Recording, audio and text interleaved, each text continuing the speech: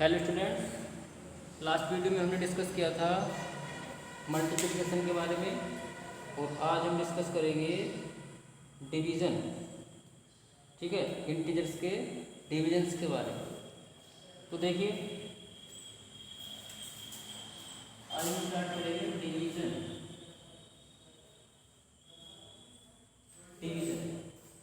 तो डिवीज़न के लिए क्या है, क्या अप्लाई करेंगे। सबसे पहले हम ये समझेंगे, for dividing one integer by the other, the two having unlike sign, we divide their values regardless of their sign and give a minus sign to the question। इसका रूल नंबर 1 ये कहता है कि अगर हमारे पास दो इंटीजर हैं जो अनलाइक साइन है। अनलाइक साइन का मतलब ये है कि एक इंटीजर पॉजिटिव है और दूसरा इंटीजर कैसा है, निगेटिव है। तो जब हम उनको डिवीजन करेंगे तो डिवीजन करते समय क्या करेंगे, डिवाइड करने के बाद जो क्वेश्चन मिलेगा, मल्टीप्लाई करते हैं तो आंसर जो मिलता है उसको प्रोडक्ट बोला जाता है, और जब डिवीजन करते हैं तो जो आंसर आएगा उसको करते हैं क्वेश्चन। तो क्वेश्चन जो आएगा उसके आगे क्या साइन लगाना है, माइनस। इसका मीनिंग ये है कि जब दो इंटीजर हमारे पास अपोजिट साइन के हैं, एक पॉजिटिव है और एक निगेटिव है, और जब उनको हम डिवाइड करेंगे तो जो आंसर आएगा उसको हमें निगेटिव दिखाना है। ठीक है, एग्जाम्पल समझ सकते हैं। जैसे मान लीजिए क्वेश्चन है -12 डिवाइड बाई 4। -12 को डिवाइड करना 4 से, तो यहाँ पर क्या है, 12 जो है निगेटिव है, 4 जो है पॉजिटिव है। ठीक है, यहाँ पर 12 क्या है, डिवाइडेड, -12 क्या है, डिवाइडेड, और 4 क्या है, डिवाइजर। ये सबको पता होना चाहिए। जब हम डिवाइड करेंगे, जैसे मान लीजिए मैंने यहाँ पर लिखा 4 से 8 को डिवाइड करना है। 4 यहाँ पर डिवाइजर है, इसको पढ़ते हैं डिवाइजर। 8 जो है ये हमारे पास डिवाइडेंड है, डिवाइडेंडो या डिवाइडेंड। और यहाँ जो आंसर आने वाला उसको पढ़ेंगे क्वेश्चन। और जो हमारे पास यहाँ बचता है उसको पढ़ते हैं रिमाइंडर। ठीक है, ये पता होना चाहिए।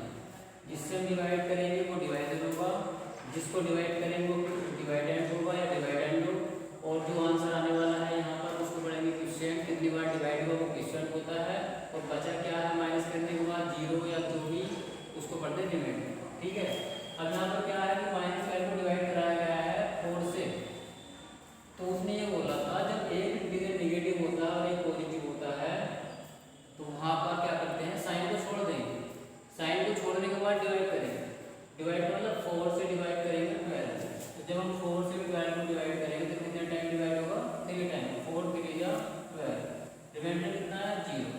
तो इसका मतलब ये है कि जब हमने -12 को 4 से डिवाइड किया तो आंसर आया 3। लेकिन उसने ये बताया नंबर 1 में कि जब एक इंटीजर निगेटिव है दूसरा पॉजिटिव है, जब हम उनका डिवीजन करेंगे तो जो क्वेश्चन आएगा उसके आगे क्या साइन लगाना है, माइनस। तो आंसर तो हमारा निगेटिव आएगा। ठीक है, तो डायरेक्टली समझ सकते थे 4 से डिवाइड हुआ 12 कितनी बार, 3 टाइम। और जब एक कंडीशन ये नजर आए कि एक निगेटिव और एक पॉजिटिव है तो आंसर के आगे माइनस साइन लगाना है। ठीक है, उसके बाद देखिए कोई दूसरा एग्जाम्पल है। मान लीजिए मुझे डिवाइड करना है, -16 को डिवाइड करना है 2 से, तो क्या होगा, 2 से 16 को डिवाइड करेंगे। 2 की टेबल 16 में कितने टाइम जाएगी, 1 टाइम। 2 × 16। अब एक इंटीजर निगेटिव है दूसरा पॉजिटिव है तो आंसर के आगे क्या लगा देंगे, माइनस। क्वेश्चन क्या आएगा, निगेटिव आएगा। उसके बाद देखिए रूल नंबर 2। रूल नंबर 2 ये कहता है कि अगर दोनों इंटीजर सेम साइन के हों, सेम साइन का मतलब ये है दोनों पॉजिटिव हैं या दोनों निगेटिव हैं, तो जो हमारा क्वेश्चन आएगा वो कैसा होगा, पॉजिटिव होगा। यानी इसके आगे क्या साइन होगा, प्लस का होगा। तो फर्स्ट रूल में क्या था, एक इंटीजर निगेटिव है दूसरा पॉजिटिव। सेकंड रूल में ये है कि अगर दोनों इंटीजर सेम साइन के हों, दोनों पॉजिटिव हैं दोनों निगेटिव हैं, जैसे 8 पॉजिटिव है, इसको डिवाइड करना 4 से, तो दोनों इंटीजर कैसे हमारे पास पॉजिटिव है।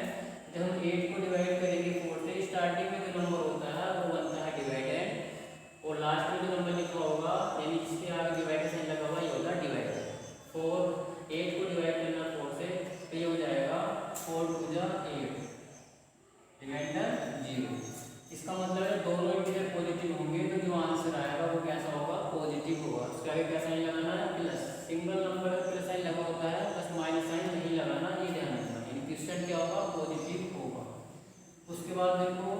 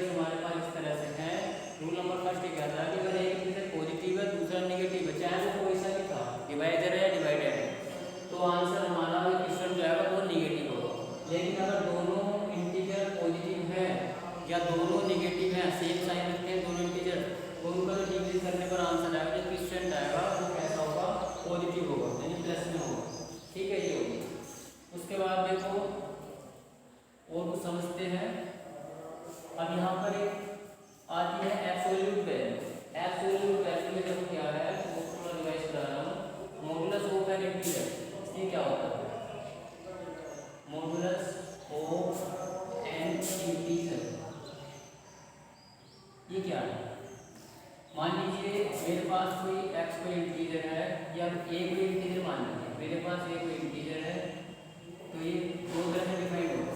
कब होगा? एक तो ए वैल्यू देगा कब, इफ ए, जब ए जो है या तो जीरो है और या फिर ये पॉजिटिव इंटीजर है। ए कब आएगा? इफ ए इज पॉजिटिव और जीरो, या ए की वैल्यू जब पॉजिटिव साइन में हो या फिर क्या हो, जीरो हो। और यहाँ माइनस ए कब आएगा? जब इफ ए इज निगेटिव, जब ए की वैल्यू निगेटिव है तो आंसर क्या आएगा? माइनस है। देखो बहुत इंपॉर्टेंट टॉपिक है, ध्यान से समझो। मान लीजिए मुझसे पूछा गया 5 का मॉडुलस, यानी मॉडुलस में यहाँ पर एब्सोल्यूट वैल्यू पढ़ सकते हैं। मोड ऑफ 5 की वैल्यू कितनी है? 5 लिखा गया, मोड में लिखा गया, दोनों लाइन सीधी होनी चाहिए। ये क्या है? मोड 5। मोड वैल्यू क्या होगी? 5 की। तो पहले जो देखो ध्यान से, जो अंदर लिखा हुआ है 5 लिखा हुआ है -5, 5 जो लिखा हुआ है पॉजिटिव है, यानी कौन सा केस लगेगा? First case. जब ए फोर को इंटीजर है, जब कोई इंटीजर पॉजिटिव होगा या फिर जीरो, तो उसकी वैल्यू किसके बराबर आएगी? ए के। यानी यहाँ पर ए की वैल्यू क्या है? 5 है। और 5 कैसा होता है? यहाँ 5 कैसे रखा? पॉजिटिव। इसका मतलब ये है कि जो मोड वो 5 की वैल्यू बता रही है, उसका आंसर किसके बराबर आएगा? इस रूल के हिसाब से आएगा 5 हो जाएगा।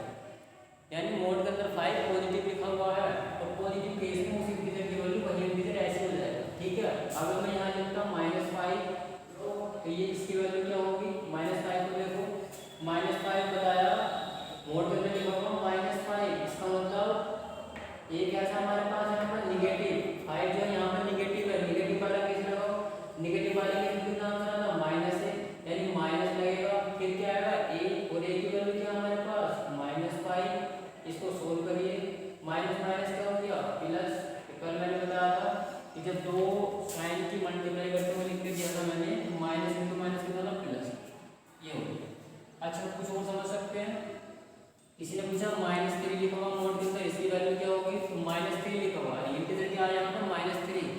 निगेटिव है तो निगेटिव वाले केस लगाएंगे, निगेटिव वाले केस में क्या आंसर आता? माइनस ए आता। ए जो है यहाँ पर इंटीजर, तो माइनस साइन लगाओ। ए क्या है? इसी इंटीजर को लिखेंगे, और इंटीजर क्या लिखा हुआ है इसके अंदर? -3। सोल्व करेंगे, माइनस माइनस का जाएगा प्लस, कितना आंसर आया? 3। अगर कोई ये पूछे कि मोड के अंदर 3 लिखा हुआ है, इसकी वैल्यू क्या होगी? तो 3 कैसा है यहाँ पर? पॉजिटिव है निगेटिव? पॉजिटिव है, तो पॉजिटिव वाला केस लगाओ। तो पॉजिटिव इंटीजर ऐसे आता है कि ए का मतलब जो वैल्यू लिखी हुई यहाँ पर, कितना आंसर आ गया? 3। इन चारों केस को स्टडी करके हमें ये पता चला कि मोड के अंदर चाहे वैल्यू कैसी भी है, लेकिन जब उसको सोल्व करेंगे, उसको बाहर निकालेंगे, तो आंसर कैसा आएगा? हमेशा पॉजिटिव आएगा। यानी मॉडुलस जो है कभी नेगेटिव वैल्यू नहीं देगा, कैसी वैल्यू देगा? हमेशा पॉजिटिव वैल्यू देगा। तो ये इंपॉर्टेंट टॉपिक है, इसको ध्यान में रखना है। ठीक है।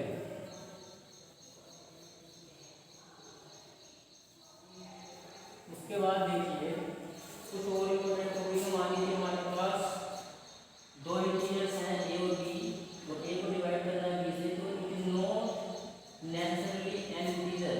ये जरूर नहीं है कि हमेशा, ये कंफर्म नहीं है कि हमेशा एक इंटीजर ही आएगा। ठीक है। मान लीजिए ए और बी हमारे पास दो इंटीजर है और ए को डिवाइड करें बी से, तो ये जरूरी नहीं है कि आंसर हमेशा इंटीजर ही आए। ठीक है। इसलिए इस बात को बोला कि अगर दो इंटीजर ए और बी हैं और हम ए को डिवाइड करें बी से, तो ये कंफर्म नहीं है कि हमेशा आंसर इंटीजर ही आता है। ठीक है। कभी कभी कोई तो वाली वैल्यू में जाती है, जैसे मान लीजिए 3 को डिवाइड करो 2 से, अब 3 को 2 से डिवाइड करेंगे तो 3 बन 2 बन जाए 2, कौन लाके यहाँ पर आ जाएगा, कौन लाके 0 बढ़ा लेंगे। फिर दोबारा समझिए, 2 से डिवाइड करेंगे 3 को, 2 बन जाए 2, रिमाइंडर 1, टेबल नहीं जाएगा, कौन लाके 0 बढ़ाओ, 2 5 या 10। कितना आंसर आया? 1.5। और 1.5 तो इंटीजर होता ही नहीं है, ये डेसिमल एक्सपेंशन है। इंटीजर तो -1 + 1 इस तरह से होते हैं। तो ये इसी बात को बोला कि जब हम दो इंटीजर लेते हैं और उनको डिवाइड करते हैं, तो जरूरी नहीं कि हर बार आंसर कैसा है? इंटीजर आए। ठीक है।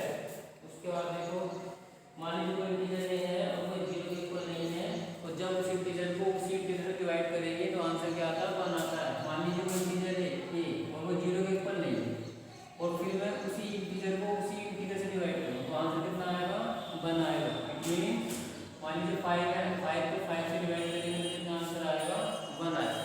यानी किसी भी इंटीजर को उसी इंटीजर डिवाइड करने पर जो आंसर आता है आएगा वो 1 ही आएगा, ठीक है।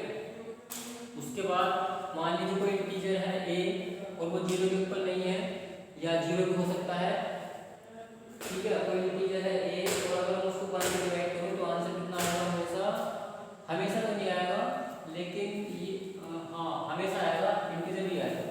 कोई इंटीजर a है और उसको अगर डिवाइड करें 1 से तो हमेशा आंसर a ही आएगा। इसमें 5 है, 5 को डिवाइड करो 1 से तो कितना आएगा, 5 ही आएगा। 2 है, 2 को डिवाइड करो 1 से तो 2 ही आएगा। 0 है, 0 को डिवाइड करो 1 से कितना आएगा, 0 ही आएगा। यानी किसी भी इंटीजर को अगर हम 1 से डिवाइड करें तो आंसर वही इंटीजर आता है। और एक इम्पोर्टेंट टॉपिक है, किसी भी नंबर को हम 0 से डिवाइड नहीं कर सकते। वैल्यू क्या आती है हमारे पास, नॉट डिफाइंड, हम इसको डिफाइन नहीं कर सकते, नॉट पॉसिबल। याद रखेंगे 0 से किसी भी नंबर को डिवाइड नहीं किया जा सकता। इसका मतलब क्या है, आंसर हमसे डिफाइंड नहीं होगा, नॉट डिफाइंड, ये पॉसिबल नहीं है। इस तरह से ठीक है। बस मान लीजिए अगर किसी भी इंटीजर से 0 को डिवाइड करें तो आंसर हमेशा 0 आ जाएगा। दो केस हैं, 0 से किसी इंटीजर को डिवाइड नहीं कर सकते लेकिन 0 को किसी भी इंटीजर से डिवाइड करो तो आंसर क्या आएगा, 0 ही आएगा। दो केस हैं, जरा ध्यान रखें। अगर 0 है, 0 को किसी भी इंटीजर से डिवाइड करते हैं तो आंसर 0 आता है। लेकिन दूसरे केस में अगर 0 से किसी भी इंटीजर को डिवाइड किया जाए तो आंसर 0 नॉट पॉसिबल, डिफाइंड ही नहीं हो सकता। 0 से डिवाइड नहीं किया जा सकता, 0 को डिवाइड कर सकते हैं किसी भी इंटीजर से, ठीक है। उसके बाद देखिए, मान लीजिए मेरे पास 3 इंटीजर हैं और तरह से जैसे एसोसिएटिव लॉ फॉलो किया गया था उसको समझेंगे। 3 इंटीजर हमारे पास हैं तो उनकी वैल्यू बराबर नहीं आएगी, एसोसिएटिव लॉ होल्ड नहीं होता।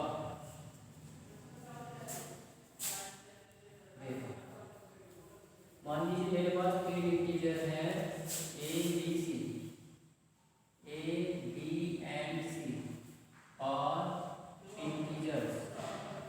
क्या है, अगर मैं a को डिवाइड कर दूं b से और वो जो आंसर आएगा फिर उसको डिवाइड कर दूं c से तो हमें एक आंसर मिलेगा।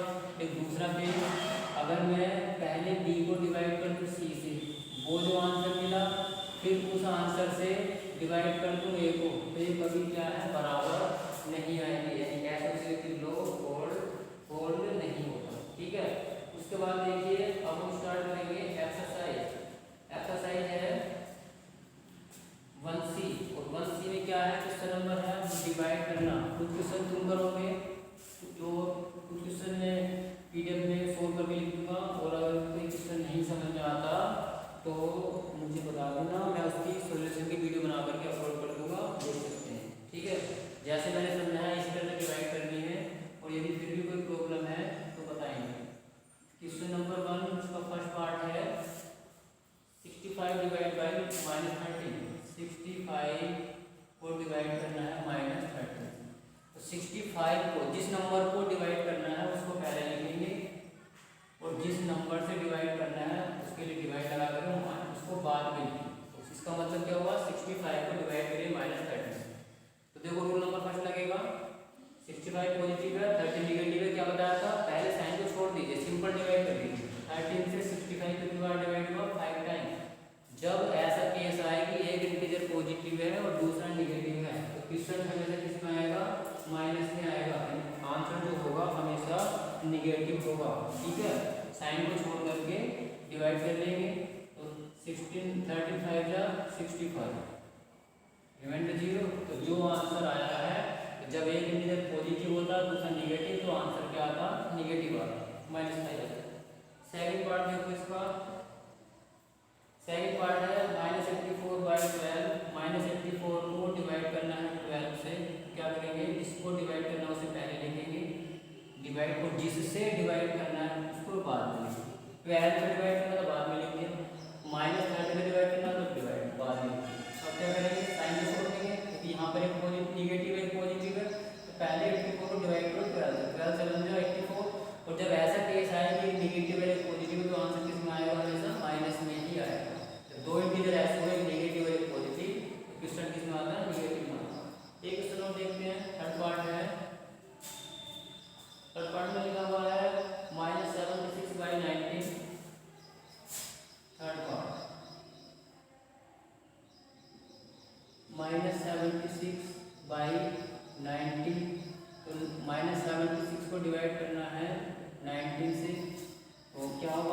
76 निगेटिव है, ये पॉजिटिव, 76 को डिवाइड कर दी 19 से, 19 4 जा 76, 4 आंसर आ जाएगा। और जब ऐसा केस आए एक निगेटिव एक पॉजिटिव तो क्वेश्चन किसमें आता, नेगेटिव आता, नेगेटिव हो जाएगा।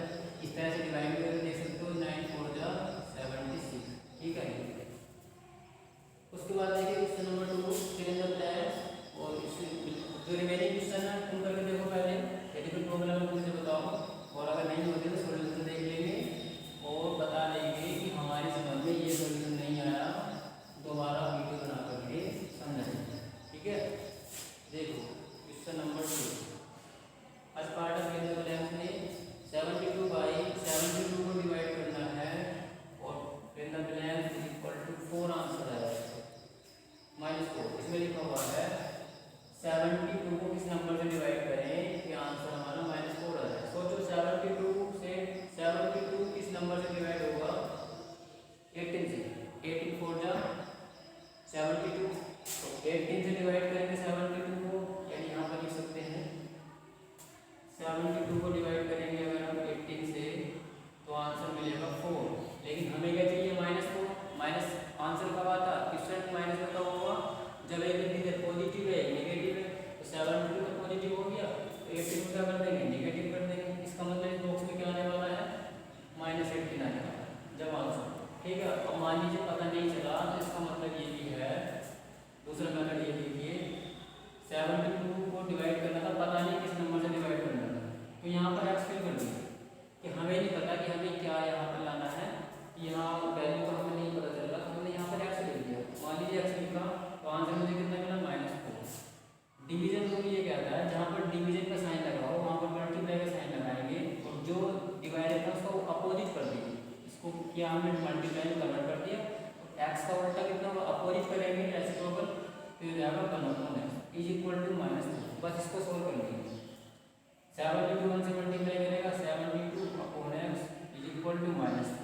हमें वैल्यू फाइंड आउट करनी है एक्स की, क्योंकि यहाँ पर हमने फिल इन द ब्लैंक्स में एक्स लिखे, तो क्या करेंगे, देखो ये एक्स डिवाइड में है, राइट हैंड साइड में ट्रांसफर करेंगे तो मल्टीप्लाई में जाएगा, और -4 देखो ऐसे जाएगा 72 is equal to divide side देगा, राइट हैंड साइड में जाएगा मल्टीप्लाई में, -4 मल्टीप्लाई एक्स। अब एक्स की वैल्यू फाइंड आउट करनी है, तो -4 हम डिवाइड में जब लेफ्ट हैंड साइड में लाएंगे मल्टीप्लाई में, जब लेफ्ट हैंड साइड में लाएंगे तो डिवाइड में जाएगा, तो ये जाएगा डिवाइड में इक्वल टू क्या जाएगा। अब 4 से 72 को डिवाइड कर देंगे तो कितना आंसर आएगा, 18। अब ये 72 पॉजिटिव है, 4 नेगेटिव है, तो आंसर नेगेटिव आएगा, यानी एक्स की वैल्यू यहाँ से क्या मिली, -1। ठीक है, आज की वीडियो में इतना ही।